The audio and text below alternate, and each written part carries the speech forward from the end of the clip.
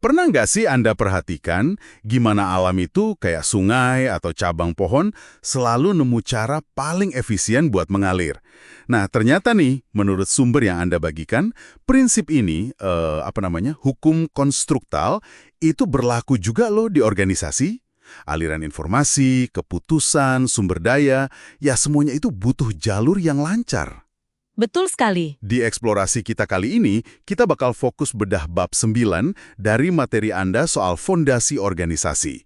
Kita lihat gimana struktur, terus tujuan kayak misi, visi, nilai, budaya, bahkan hambatan internal itu bisa jadi pendorong atau malah jadi sumbatan gitu. Iya, dan yang sering kelewat itu, elemen fondasi ini tuh bukan cuma formalitas di atas kertas aja. Justru ini yang nentuin lincah enggaknya sebuah organisasi. Jadi, misi kita hari ini yaitu bongkar esensi fondasi ini supaya Anda bisa lihat organisasi atau mungkin tim Anda sendiri dengan kacamata baru. Lihat mana yang lancar, mana yang agak seret alirannya. Oke, menarik. Kita mulai dari struktur dulu ya. Sumber Anda kan bilang, biar sistem bisa bertahan, alirannya harus gampang diakses. Jadi, struktur organisasi, mau itu fungsional, matriks, tim yang disebut di bab ini, itu bukan sekedar gambar bagan doang ya, tapi lebih kayak desain pipanya gitu. Tepat sekali. Struktur itu ibarat wadahnya, pipanya lah. Kalau desainnya jelek, ya kayak pipa mampet. Aliran informasi, keputusan, itu pasti jadi lambat. Jadi susah. Hukum konstruktal itu ngajarin desain yang bagus, yang awet, itu yang bisa meminimalkan hambatan aliran. Coba deh direnungkan, struktur di tempat Anda sekarang ini beneran bikin lancar atau jangan-jangan tanpa sadar malah bikin bendungan? Wah, analoginya kena banget. Nah, kalau struktur itu pipanya, terus apa dong yang ngalir di dalamnya?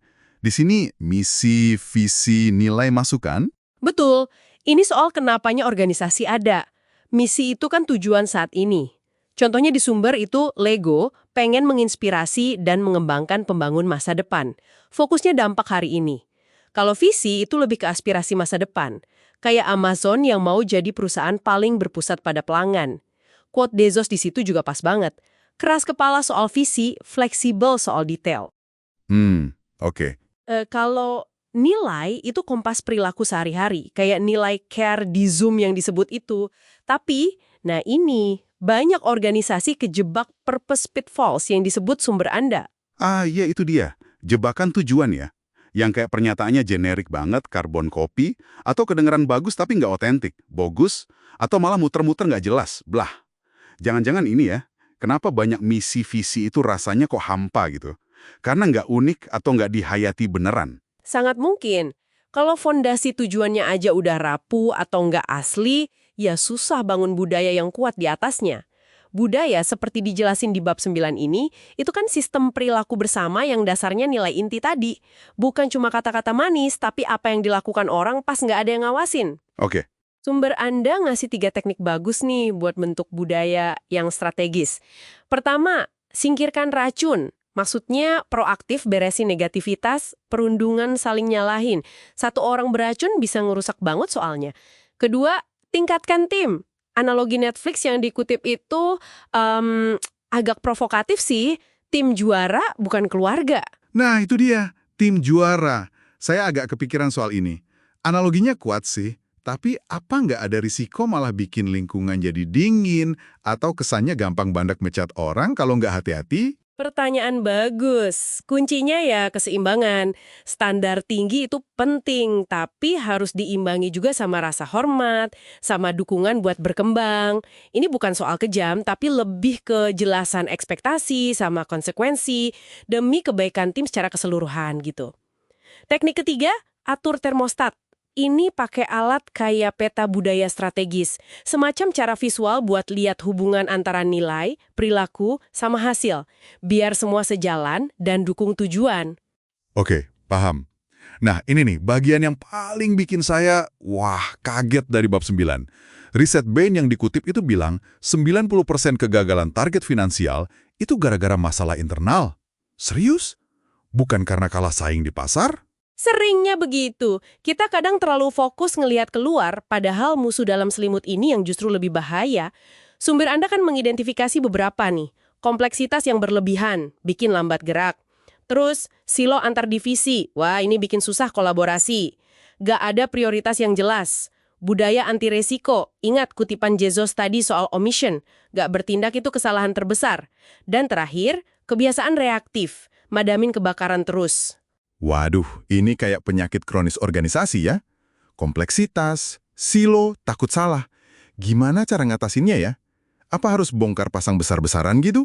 Nah, bab 9 ini nawarin solusi yang sebenarnya lebih fokus ke interaksi dan kejelasan, gak harus langsung revolusi besar. Pertama, percakapan strategi yang rutin lintas fungsi, biar silo itu pecah. Kedua, perjelas hak keputusan. Siapa sih yang berhak mutusin apa? Kebingungan di sini tuh sumber lambatnya minta ampun. Kalau perlu, ya pakai kerangka kayak RECI atau RAPID, yang intinya memetakan peran lah, biar jelas siapa tanggung jawab apa. Oke, hak keputusan jelas. Ketiga, dan ini penting banget, berani melakukan trade-off. Pilih fokus utama, terus berani bilang enggak sama hal-hal lain.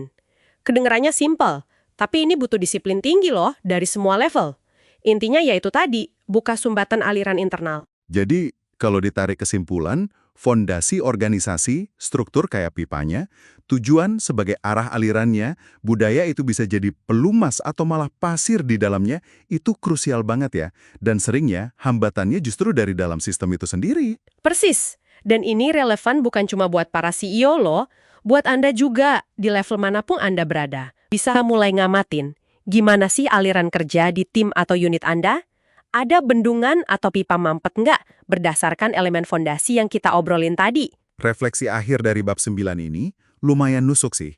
Pas Anda ngelihat organisasi atau tim Anda yang kelihatan itu aliran kemajuan yang lancar, atau jangan-jangan hambatan terbesarnya ya ada di dalam situ. Dan mungkin pertanyaan lanjutannya, dari semua ini, ada nggak ya satu langkah kecil aja yang konkret yang bisa Anda coba lakuin minggu ini buat perbaiki satu aspek aliran tadi di area pengaruh Anda?